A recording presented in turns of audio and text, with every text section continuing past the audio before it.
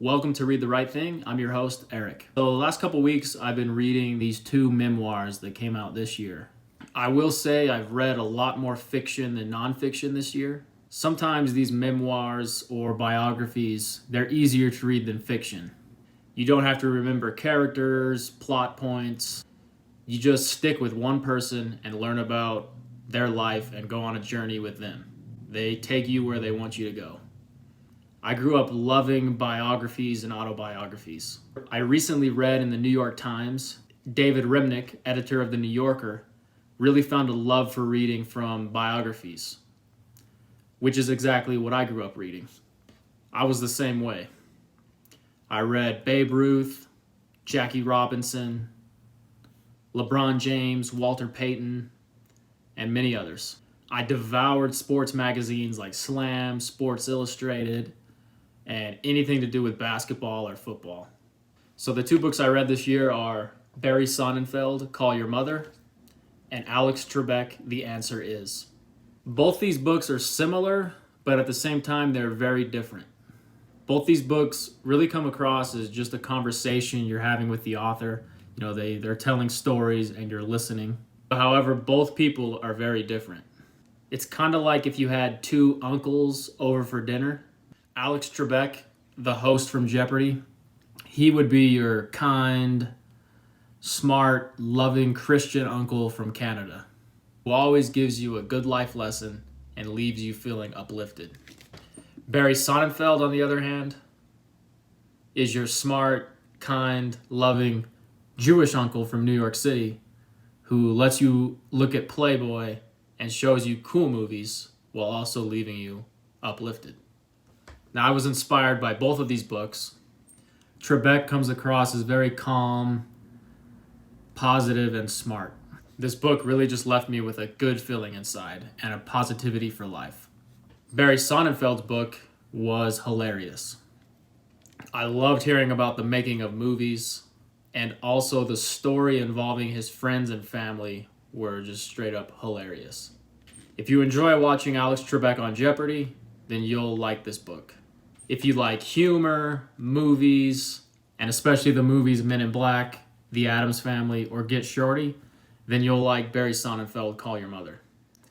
It's also a good insider perspective on film school, Hollywood, and growing up Jewish in New York City. So let's get to some of my favorite parts in these books. So there's a part in Barry Sonnenfeld, Call Your Mother, where Barry Sonnenfeld, who went to NYU Film School and started as a cinematographer. He did the cinematography for the Coen brothers' first couple movies, and then he took a turn to try to direct. He first directed The Addams Family, and then he read a book called Get Shorty, and he really wanted to make this into a movie. They finally are about to make it, but there is a conflict over the budget. So in this meeting, they're discussing on how to cut the budget by $250,000. Our budget was $30,250,000. MGM insisted we get it down to $30 million before they gave us a green light.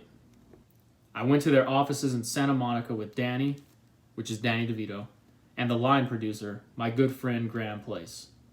I'd worked with Graham since I was filming ABC after school specials. Our budget was lean, with no hidden money for running into trouble once we started filming.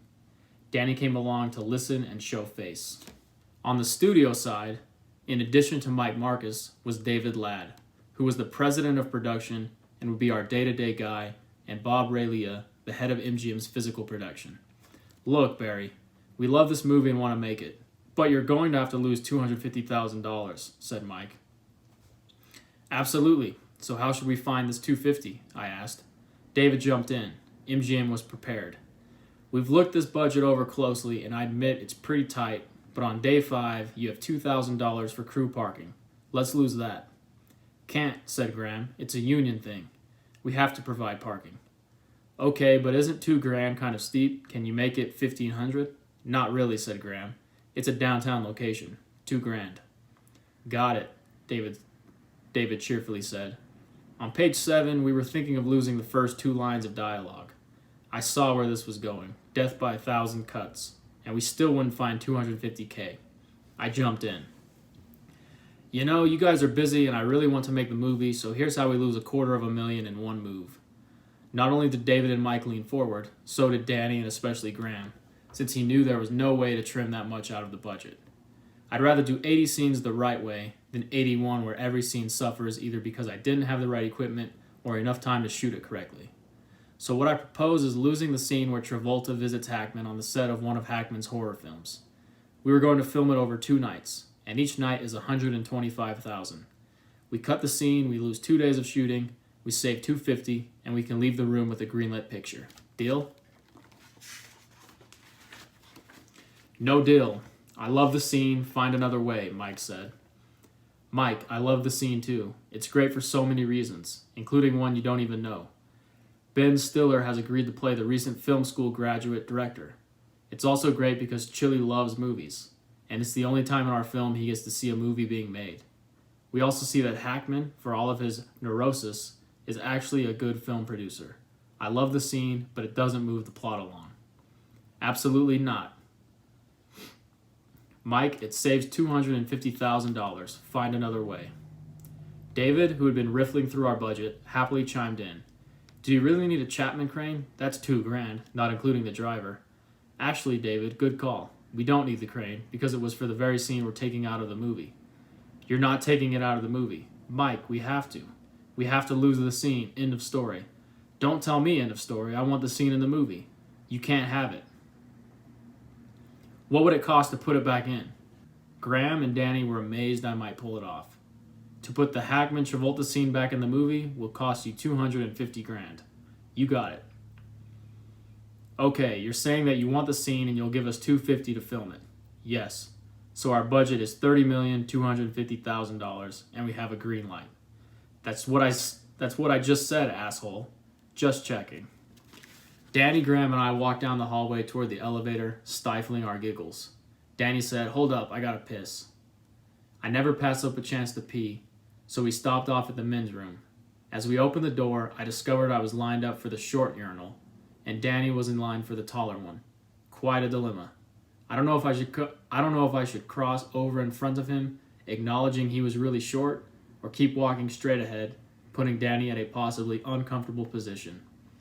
Both of us continued to walk parallel to each other, toward the asymmetrical urinals. I kept my line, straight and narrow. We were getting pretty close. Zipper pull down close. I kept walking straight ahead toward the urinal. About a step away from full commitment, I heard Danny say, "What are you, a fucking moron?" In the last 10 minutes, I've been called an asshole and a moron, and it wasn't even 10 a.m. But it was turning out to be a great day. On October 20th, 1995, Get Shorty was released, almost 6 years after I read the book. Like I said, it's a good insider perspective of how movies are made and what goes on in these Hollywood meetings, but the way Barry Sonnenfeld tells these stories is particularly hilarious. Now, with the Alex Trebek book, I've watched a lot of Jeopardy, so I knew he would come across as smart, but I didn't know how else he would come across. And it really was insightful to learn about his early life and what he was like as a child, a high school student, a college student, young professional. In this book, you got to learn about his personality and how he became, the host of Jeopardy that millions of Americans love and adore. So this is a part called, What is Military College? I couldn't afford college. I wasn't earning enough in the summer months. And Dad didn't have enough money to help. He had moved back to Sudbury after business had dried up at the restaurant in Temagami. So after I graduated from boarding school, I applied to the Regular Office Training Program, or ROTP. This was a program administered by Canada's Armed Forces. If you were accepted, they paid your college for 4 years and then you had to serve for 2 years. I received a letter instructing me to come to the Royal Canadian Air Force Base in London, Ontario, for a couple of days of testing. There were written tests and lectures. Then they gathered all of us applicants in the mess hall. They divided us into groups of 6, walked us over to one of the hangars, and led each group to a specific area. The groups were widely separated. Each area had a pile of stuff on the floor. There was lumber, ropes, pulleys, tarps, all kinds of ordinary tools, and construction-type equipment. You name it. We were then presented with a scenario. We were to imagine that each group was made up of prisoners enclosed in a 3-sided reinforced concrete building. The fourth side was completely open to a 20-foot wide chasm, hundreds of feet deep. Our mission was to use the pile of tools to escape and get to freedom on the other side of the chasm. We had an hour in which to accomplish this task. Ready, set, go. The 6 of us in our group came up with idea after idea. Maybe if we tie the boards together with the rope, it will stretch across. It didn't. Maybe if we try to build a teeter-totter and spring across. Nope, somebody's gonna die.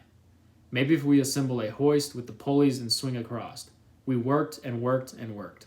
And agonized, really agonized over this. We didn't succeed in escaping. Time's up. We went back to the mess hall to commiserate with the other teams and found out how many of them succeeded. None of them had, not one. It turned out that the problem was unsolvable. So what were they trying to accomplish? Simple. They wanted to see how the 6 members of each team interacted. They wanted to see if a natural leader would emerge, and if so, how would that leader treat the others in the group? Would he accept suggestions from them? Would he delegate authority? Would each person be given a specific task? How would the other members behave? It'd be nice for this book if I were to say I wound up being the leader of our group. I guess I could fudge it. There's nobody around who could say 60 years later, oh no, Trebek wasn't the leader. The truth is, I cannot recall if I or anyone else assumed that role. This exercise taught me a valuable lesson though. Knowing what the goals are in life is very important. Sometimes we can make mistakes. Robert Frost took the road less traveled, and it worked out well for him. But that isn't true for everyone. And sometimes you have to understand what your true goal is in order to achieve it.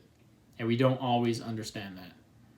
3 weeks later, I got a word. Congratulations, you have been accepted into the ROTP.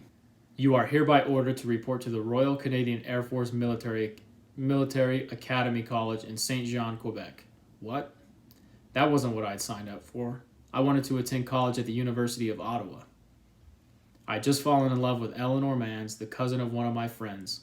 I didn't want to go 600 miles away from Sudbury, but my government had instructed me to report, so I did. We got off the buses and were met by the senior cadets, who were immediately a bunch of dicks. Intent on making life miserable for the new class, they demanded we form lines facing the sun and started ordering us about. You're wearing sunglasses, cufflinks, get rid of them. No jewelry should be visible. I'd shown up wearing the current style of sport jacket. It had 2 buttons, but you never buttoned both. Fasten that other button, they said. It put a bulge in the jacket and made it look dorky. I soon realized that the individuality of one Alex Trebek was quickly disappearing. After making us stand in the hot sun for a good 45 minutes, they ordered us inside to get our room assignments and bedding. Then they taught us how to make the bed so that a silver dollar would bounce on it. I made mine. Who made this bed? One of the seniors said. Whose bed is this? It's mine, sir, I said. It's perfect. You did a very good job. Thank you, sir. Now tear it up. Wait a minute. Why do you want me to tear it up? No back sass, he said, tearing the bed up for me. On the floor and give me 10. But wait a minute. The other guys didn't do as good of a job. Make it 20. I felt like saying, you son of a bitch. I did it right the first time and you're going to get me to do it again? Instead, I got down on the floor, did my push-ups, then made the bed again. None of this was what I had anticipated or bargained for. On the 3rd day, they were giving haircuts, and that's what put me over the edge. In those days, hairdos were big. I had a good head of hair, a sort of pompadour with a ducktail on the back. I'd be damned if I was going to let them shave it off. I said, I've had enough of this crap. I can't deal with these yo-yos who are just throwing their weight around for whatever reason. I went to see the vice commandant. I told him I had never wanted to go to military college. I wanted to attend university. He was very soft-spoken, very kind, very understanding. It's a big move, he said. I'm not sure it's for me, I replied. I understand, but you scored very high in the testing, and you demonstrated leadership qualities we want in the Air Force. Why don't you go back to your quarters, think on it overnight, then come back tomorrow and let me know your decision. So I did. I slept on it. And in the morning, I went back and told him I had made up my mind. I didn't want to stay. That's when I discovered the bad cop side of him. If you don't have the guts to stick this out, you're not the kind of person we want in our military. Get your gear together, see the sergeant outside, and get your passage back home. I called my dad. Dad, I'm leaving military college. What happened? Did they throw you out? Nope, I'm just leaving. That was around early morning. By the time I arrived home in Sudbury around 11:30 at night, My dad had managed to consume a bottle of rye and greeted me at the train station a little under the weather. He gave me a big hug. "Don't worry, Sonny," he said. "Everything will be all right." And it was. So I love that part because it shows that Alex Trebek, he talks a little bit about goals and knowing what you want. And I think he clearly knew exactly what he wanted to do. And when something didn't align with what he wanted, he wasn't afraid to leave. He wasn't afraid to leave military college and go do what he wanted to do. He wasn't going to conform and just do something for the sake of doing things. Everything kind of needed to make sense. If it didn't make sense to him, then he wasn't going to do it. So that's my review on these two books. I really love these two memoirs. If you found these reviews helpful, hit that like button. If you'd like to see more book reviews, hit the subscribe button. I post every week. If you've read these two books, let me know what you thought about them in the comments.